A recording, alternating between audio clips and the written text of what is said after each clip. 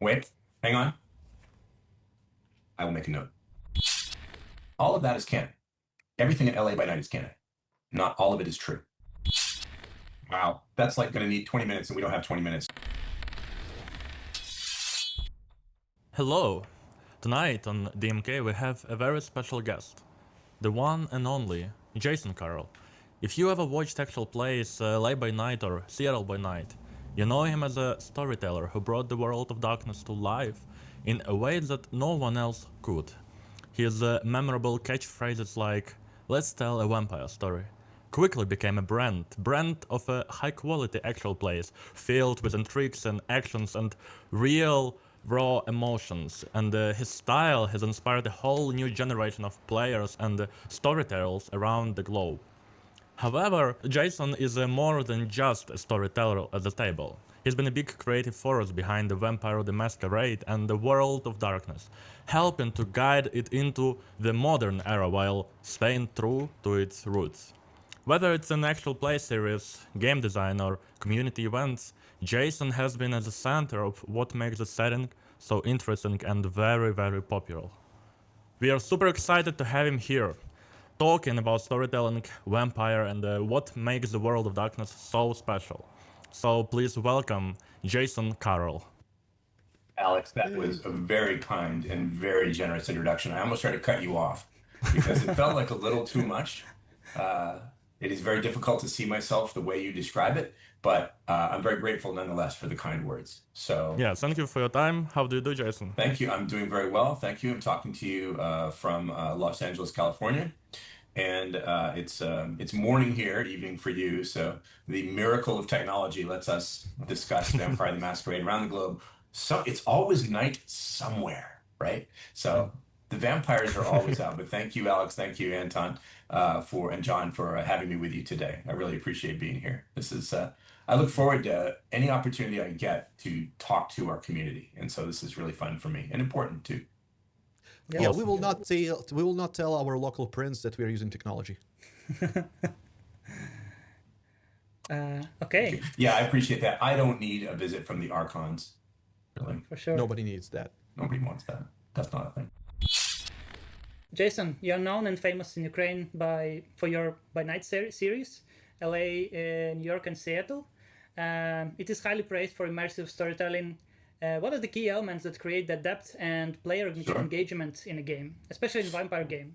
And maybe you have some advice for storytellers who want to be just like you.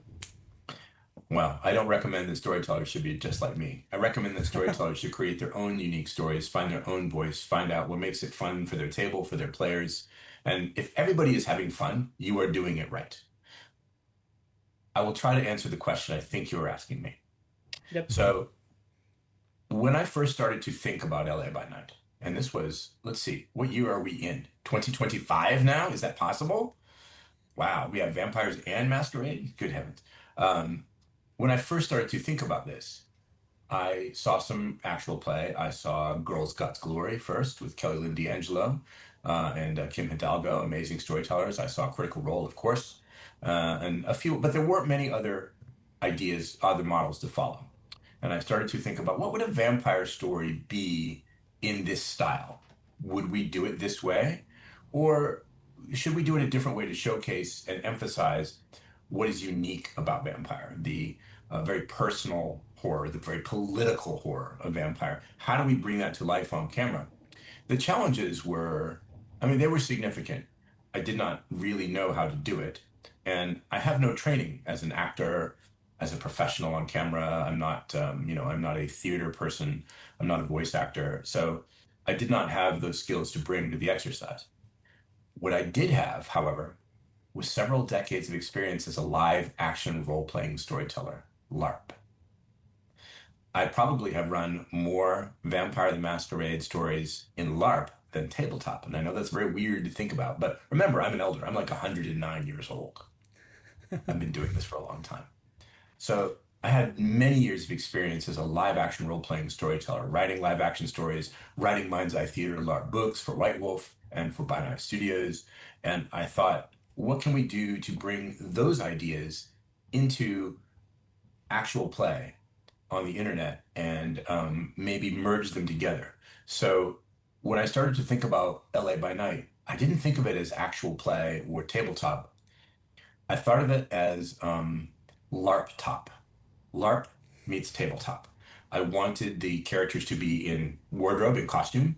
I wanted them to stay in character as much as possible, not to break the fourth wall with the audience unless it was absolutely necessary. Even rules questions could be in the story.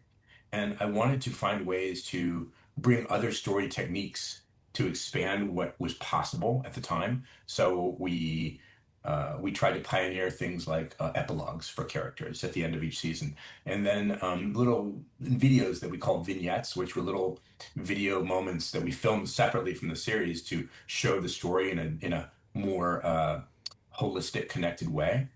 The fun thing about those vignettes, those little videos at the end of the episodes, is that I filmed them in secret. The players did not know what I was doing.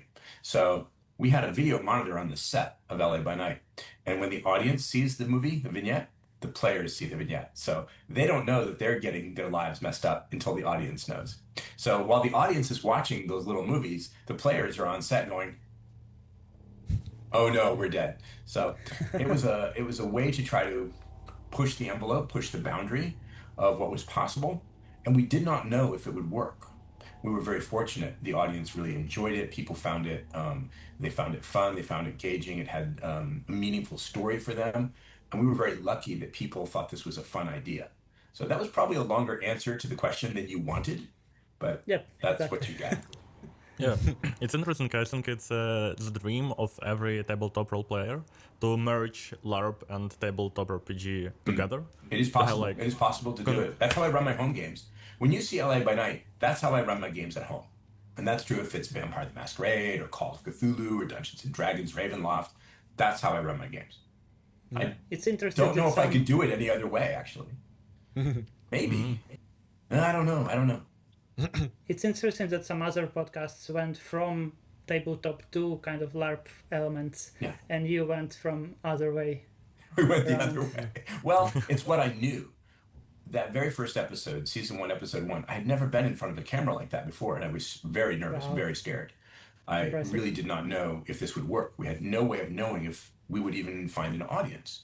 So it's sort of like I imagine the early days of television were in the 1950s, when television was mostly live, no tape, no recording, and any mistake you make is there for the world to see. So, of course, we were all quite nervous that if we make a mistake, everybody's going to see this. If I mess up a rule, if I don't remember a name, everybody's going to see this. So it was scary. But I'm just glad it worked. I'm glad that people liked it and loved it as much as we loved it. And I hope that I hope people can see how much we were loving it, how passionate we were about it. And do you still play LARPs nowadays? Do I? Yes, I do. Most recently I went to the Darkness Emergent Los Angeles LARP, which was produced by our licensee By Night Studios, and that was a big 3 days extravaganza. We announced the return of White Wolf there.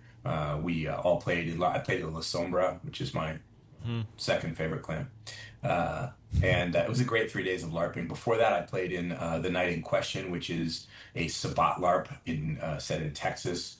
That was created by our licensee Jackalope Game Studios. Matt Webb runs that event, and it's an amazingly emotional experience. I've played in Convention of Thorns, of course, in Poland, and I hope to be playing more LARP in the near future as well. We'll see.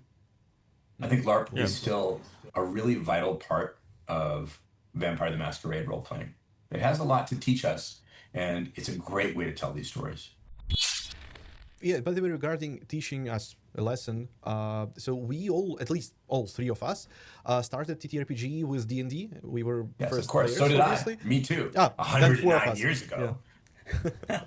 Yeah. So and at first we were dungeon masters. Well, after we were Yes, players, right? of course. And for many, especially in Ukraine, Vampire the Masquerade was like the second system for me. Yeah. It was at least. And so when we discovered the Vampire game, we became storytellers from dungeon masters. Yes. And at first we didn't understand the difference, but now after years of gaming, the realization is finally coming to us. So the question is, what lessons? I'm sorry should it took game- so long. Sorry about that. So the question is, what lessons should a game master learn to become a storyteller? Wow, what a great question. I don't know Thank if I have a great answer for you, but I'll do my best. Many people play other games, many other games. They play Dungeons and Dragons and Vampire the Masquerade, or and Call of Cthulhu, or and Blades in the Dark, or Morkborg, or Pirate Borg, or so many other games. Very few people play one game and one game only. And I think that's an advantage. I think that's one of the great things about tabletop role playing, honestly, is that we have this huge menu of amazing dishes to enjoy. And you don't have to play just one thing. You can experiment and you can bring lessons that you learn from playing or running one game into the other games. So many people, of course, begin by playing Dungeons and Dragons. It's accessible, it's fun, it tells great stories. I still love D&D, play a lot of it, I run a lot of it. My stories tend to be all the darker side of, Ravenloft kind of stuff. What a shock. But I think Dungeon Masters bring something super valuable to storytelling and game mastering. And that is the natural rhythm of a Dungeons and Dragons game is different from Vampire, but there are lessons you can learn. D&D is often a game of heroic fantasy or epic fantasy, right? The general concept of the story is different. It's a group of heroes, or maybe they become heroes later. They fight larger evils. They try to resist oppression. They try to fix what is wrong in the world. Those are very specific story beats to D&D, and D&D supports them very well. Dungeon Masters, sometimes they come to Vampire and then they ask, well, what do I do? This doesn't fit in that same framework. But I think the similarities are actually closer than you may think. In Vampire, of course, if you play the default game, the game that is presented in any edition of the books, you are a young vampire. You're a neonate, or maybe even a fledgling, or worse. And you are stuck in this terrible situation you didn't ask for. Nobody asked you if you wanted to be a vampire, usually. But here you are. You're going to be a vampire now. And you have to deal with the consequences of being a vampire, whether you like it or not. That creates a lot of dramatic tension in Vampire. There are other older, smarter, meaner vampires out there who want to manipulate you, use you, maybe kill you. There are political forces at work that put pressure on you. There are personal forces at work, the beast inside you, driving you to do terrible, terrible things. All those pressures create awesome opportunities for great decisions and choices at the game table. That's not so different from how fantasy games often work. It's just the framing of the choices, whether you are, heroic, perhaps even altruistic, or very personal. But the pressures on you from outside forces and the desire to battle these problems and battle the internal issues inside you are actually not that dissimilar. So when Dungeon Masters come to me and say, hey, I really want to do some GMing for Vampire, some storytelling, I always suggest that they go ahead and adopt what they know. Take the story beats you're familiar with from Dungeons and Dragons or from Pathfinder or any other epic fantasy game, and think about how you would interpret them in a darker, more desperate world where the player is the monster, and yet they're still facing oppression, they're still facing tyranny, they're still facing outside forces that want them to do things they don't want to know. And I think that Dungeon Masters will find there's a lot more in common with those stories than they think. Again, another very long answer.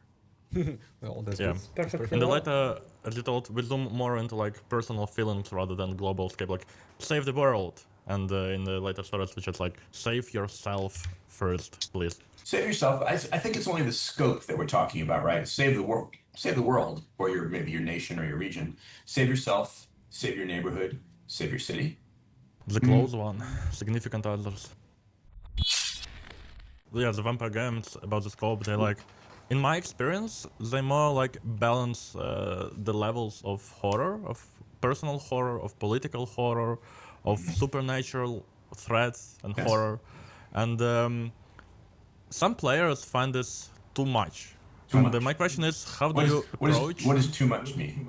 Yeah. It can overwhelm players and the story. So how do you approach creating this tension, this drama, this conflict, without actually overwhelming the players and making the story too complex, too complicated for players? That's another great question. Thank you, Alex. I'll try to keep my answer a little shorter so you can get more questions in. Sorry. I love talking about all of this, so I tend to talk a lot. I don't get a chance to speak about it very often. When that happens, I always suggest to storytellers that you narrow the scope. Don't worry about the world outside. Don't worry about what the Justicars are doing. Don't worry about what the Archons are doing. Don't worry about the clans elders are doing. They're busy anyway. They're off fighting the Gehenna War, so they're a little too busy to worry about you right now. They'll be back later, but tonight they're not here. Narrow the scope. Start with the very local. What is happening tonight? Not tomorrow night, not next week, not next year, right now with your characters. When they wake up, what are the challenges they must face? Are they hungry? Is there another vampire trying to kick them out of their domain? Is there someone trying to steal their turf? Is there someone trying to frame them for a violation of the traditions? Is there someone trying to betray them and steal what they have, or force them into a bad decision, or humiliate them in front of the Baron, maybe? Focus on the very, very personal. Figure out what each character wants tonight. That character, they want a nicer car because their car sucks. That character, they're in love with the prince's favorite ghoul, and they want them. That character over there, they just want to make their sire happy. That character over there wants to find their sire and kill them. Focus on those very immediate personal issues and build your story from those and expand outwards. Tell that story tonight, worry about the next night later. Did that help? But does it mean that we as a storytellers should not care about the global events? Like, no, I didn't say that.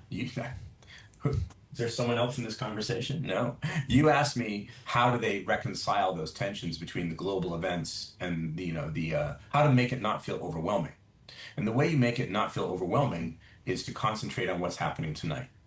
In the background, the world of darkness wants terrible things, right? It's this huge, complicated mess, a lot like our world, our real world. And that mess creates dramatic tensions and opportunities for interesting choices for the players, great decision points, a lot of drama, a lot of horror. But you don't need to keep it all in your head all the time. You can bring it in when you need it. And by way of an example, designing your city or your region, you know who the power players are. The elders or the ancilla, the sects, the factions, the clans, they all want things. If you know what they want, you will never have to worry about what to do when you want to bring the rest of the world into your very personal game. We just talked about all these players pursuing their own very personal agendas tonight. The storyteller needs to look at what the world wants around them. Pick one and bring that in. You don't need to bring them all in at the same time. You can choose the one that's right for tonight, deal with that one, and worry about these 700 other things later. The world of darkness is still going to want those terrible things tomorrow, but you don't have to do it all tonight. That's a great answer, actually. I think partly it's giving yourself permission to focus on what makes a good story for your players and what gives them enjoyment and what gives you fun as well. It isn't required to remember all of the meta plot all the time. yeah, make player care first, then bring the story. I mean, I think that's generally true in nearly every story that we tell with tabletop role-playing games. I think it's especially true with Vampire, though. The next question is, I mean, it's kind of a broad question as well. So oh, good. We have new tabletop RPGs like Daggerheart, which seemingly was designed with streaming in mind, that it should be entertaining to watch. Yes. And video games like Bloodlines 2. How do you see like video games, streaming, tabletop, LARP, other media formats like maybe books, canon books, or like comics, all interacting and influencing each other within World of Darkness? Sure. I think that we live in a really charmed time. You know, there has never been a better time to be a fan of stories. Whatever stories you love, whether it's Vampire the Masquerade or epic fantasy or grimdark fantasy or cosmic horror, or cozy gardening games, or whatever your favorite superheroes, whatever your favorite genre is, this is the best time we've ever had. We have so much choice in how to enjoy these fandoms, how to enjoy these genres, this media. It's sometimes a little overwhelming to think about, how will I enjoy it today? There's so much choice. To pull that broader question back a little bit narrower to Vampire, I see all of these things as different ways to enjoy Vampire the Masquerade and the World of Darkness. However you want to enjoy it, there's a way to do it. If you prefer video games because that fits your lifestyle, your schedule, your particular interests, there are so many Vampire the Masquerade video games out there available for you now of different types. And there are more coming. You know, we work with a huge network of licensee partners who are developing new video games all the time, most of which you don't even know about yet because we haven't announced them. If you prefer tabletop, there's many ways to do it. If you would rather play a card game or a board game or read a comic book or maybe an online digital novel or something like that, or maybe you just want to watch other people play and enjoy it through actual play. I think all these things complement each other, and they just provide a lot of choices for how you want to enjoy it. There is a question of canon as well, like Sure. your by night series, the choices of players actually considered canon for the setting. How does that work across different media? People ask me this question a lot, and I always answer the question the same way, and you're not going to like it. Whatever Here's works my for me, answer. I guess. Here's my answer. All of that is canon. Everything in LA by Night is canon. Not all of it is true. Okay. Some personal horror right here. It's all canonical. It's not all true. That's a great answer. Yeah, I think we one like of the, that answer, actually. I think, unfortunately, that's the only way I can think about it. It's I all agree. canonical. It's not all true for you. The people who are telling you it's true probably think it's true. It might be true for them. If 6 different people witness the same incident, Theo Bell blows Hardestadt's face off with a shotgun at a conclave. What's true? From whose point of view? From whose perspective did this happen? And if you're not questioning who is telling you this information, who is telling you this truth, I'm not sure you're really in playing Vampire the Masquerade. Well, obviously, in this case, you have to listen for Malkavian. Right? Of course. We must have someone from the Malkavian clan have They a premonition tell us which know. of these strange visions is true. In the real world, we can't even agree on what is true many times. And I think people forget that different people witnessing the same information or same event interpret it differently. And that's just life. That's just normal for us people. Vampires aren't perfect. They're fallible. They make mistakes. They have agendas. They lie. And sometimes they lie for good reasons and sometimes for bad reasons. Yeah, everything is canon, but not everything is true. When you were answering the question about not overwhelming players and taking one thing at a time, you mentioned metaplot. So basically, World of Darkness is great for having that strong metaplot. And so my question is, what is your advice as a storyteller of how to balance between preserving that metaplot and giving players agency? Well, more agency. Oh, that's a great question, Anton. And it comes up a lot, right? I'm of the opinion that storytelling, dungeon mastering, game mastering, storytelling, if you're behind the screen, I'm of the opinion that storytelling is a service industry. You know, we are there to help facilitate stories that our players will love and enjoy. If the story you want to tell is deeply connected to the meta plot, and that's what your players want, then by all means, bring as much of it in as you want. Many players don't necessarily feel they need to engage with the entire meta plot. It's so big, it's so sprawling. How can you remember what happened in Vienna 500 years ago, let alone 20 years ago? Is it really necessary to enjoy Vampire the Masquerade tonight to know that information? Or do you need to know just enough to have fun tonight? There's no one right answer to your question. It really depends on what players and storytellers want to do at the table together. So, that said, you've seen how I tell stories. I try to bring in meta plot where it's relevant to the story and where it helps us tell a fun, engaging story. LA by Night has a lot of meta plot. It's deeply connected to the greater world of darkness and the tumultuous events that are unfolding all the time in it. Seattle by Night is connected very locally. It's very specific. Very little of the outside meta plot is visible in Seattle by Night. We have the events of Bloodlines 2 that are looming in the future that we're leading up to with that story. But you know, the machinations of elders across the globe don't really affect it. It's not necessary to tell the story we want to tell. New York by Night, somewhere in between that. Obviously, there's meta plot happening, but it's also a deeply local, personal story that has most meaning to those specific characters in that specific place and time. I honestly think it's genuinely a matter of preference, and there's no one right way to do it. I know people want me to say that there's one right way to do it, but I don't think there is. right? Agree. Right. Nothing is true, everything is possible. I know, right? It's like reading Tolkien. Go not to the elves for wisdom. They will say both yes and no. V5, Vampire the Masquerade, explicitly embraces the Modern Knight. Yes, of course. as a main setting. And personally, and maybe better to ask, how would you teach to find the aspects of modern society and real world events so you could find them most compelling to explore through the lens of Vampire the Masquerade? And how do you as a storyteller or as a player ensure these themes resonate with other players at the table? I'm going to ask you to ask the question in a different way because I'm really not sure what you mean.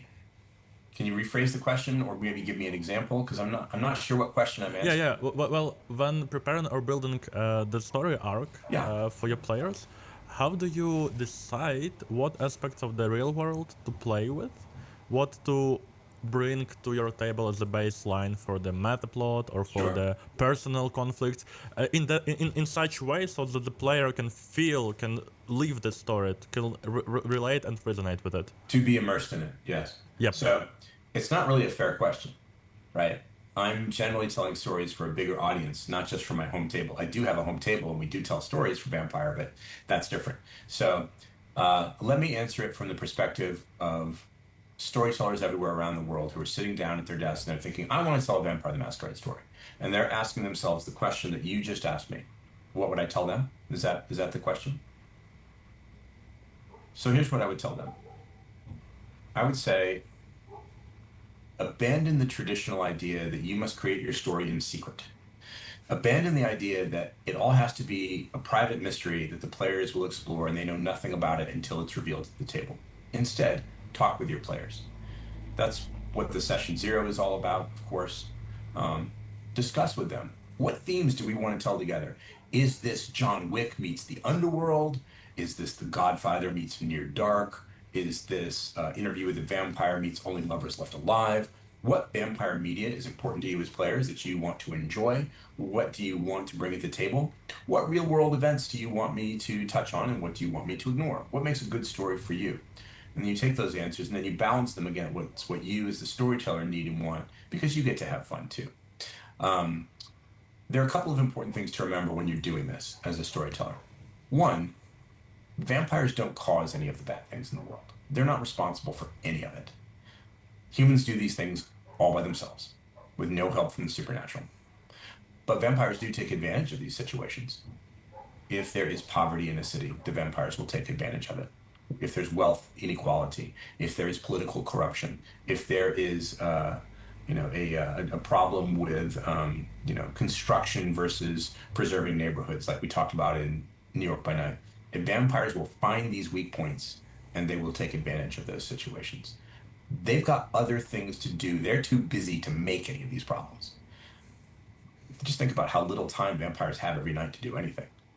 But they will take advantage of it. And whatever is important to the players to explore, the storyteller can choose to bring in.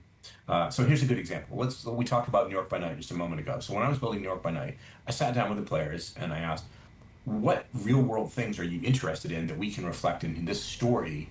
And one of the things that came up was the struggle of neighborhoods to preserve themselves against corruption. That was one.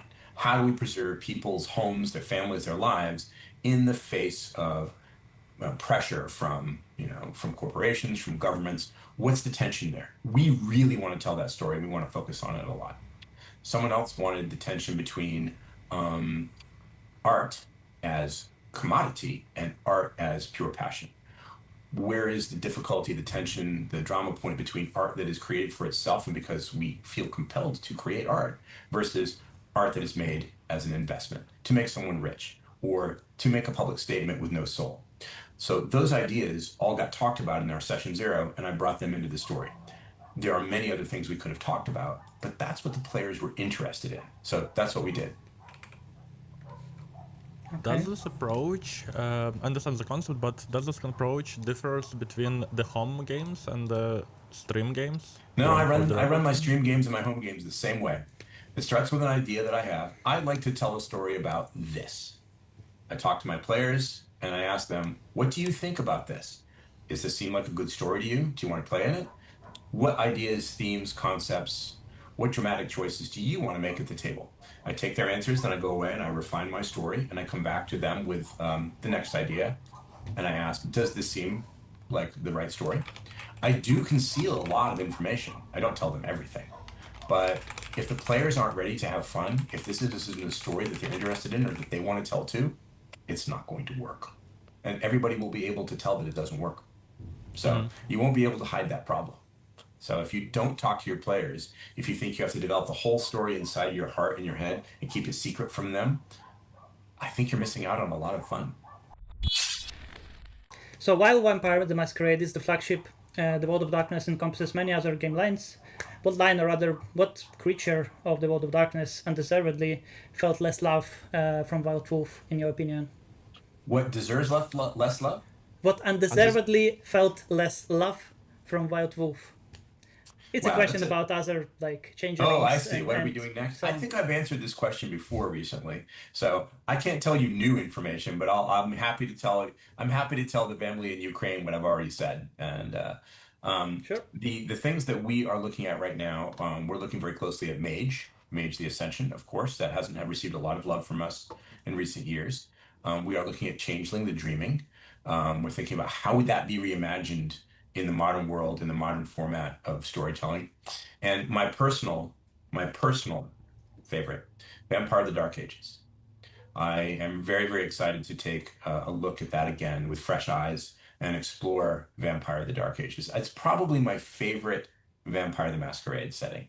I do all my work in the Modern Knights recently, but the Dark Ages was where my heart really is.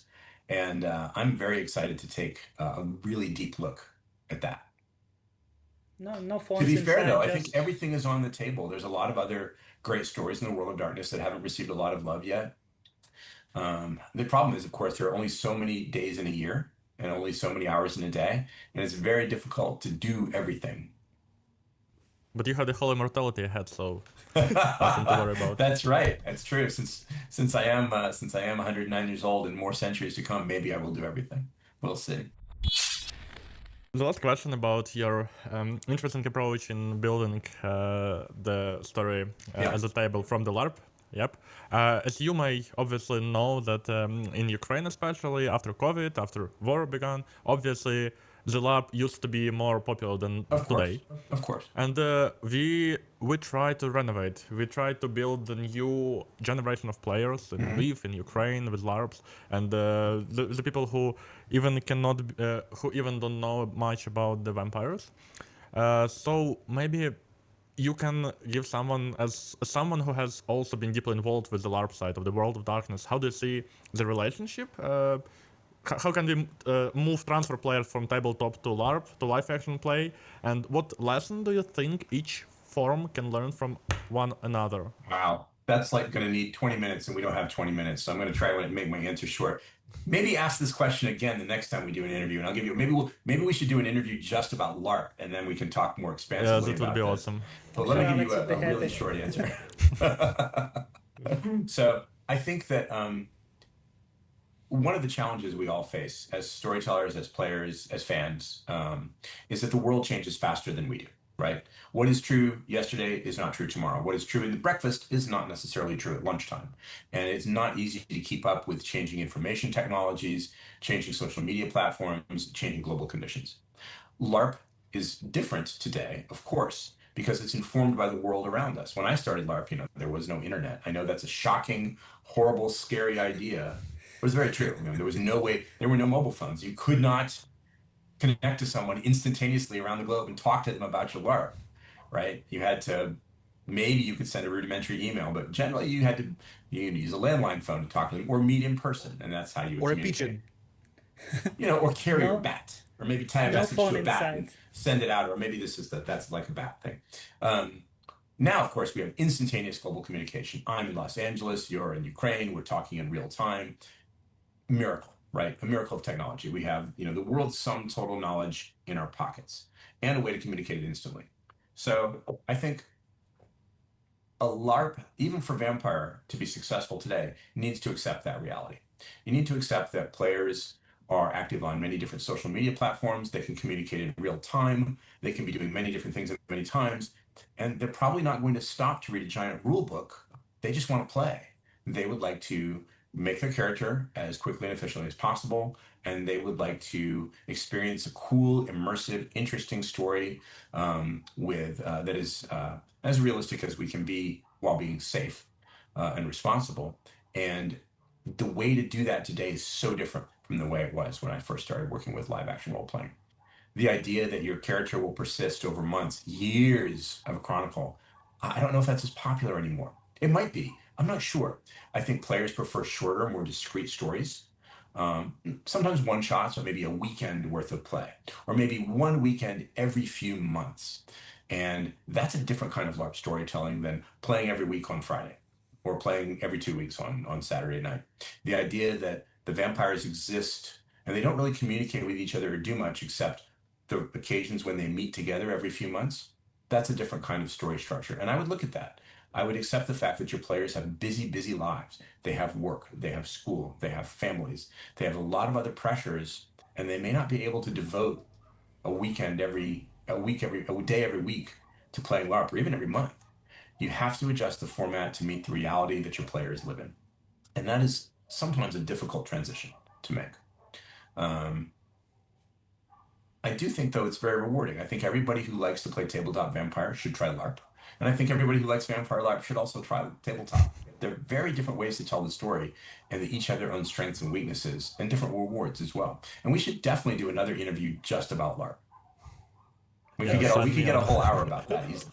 Oh, Perfect. for sure, for sure. Yeah, but vampires work the best for the LARP in my experience. Maybe because it's, as you said, it gives you the opportunity to ignore the fast pacing of life. And we play in modern era, but we are very immortals. We don't care about human lives. We don't need to learn internet as soon as it got. We can learn it's 10 years ahead and right. Just You vampires can enjoying the in some moment. ways step away from the real world a little bit. You can be a little bit more removed in LARP. LARP is also very immediate, right? It's improvisational role playing, just like tabletop.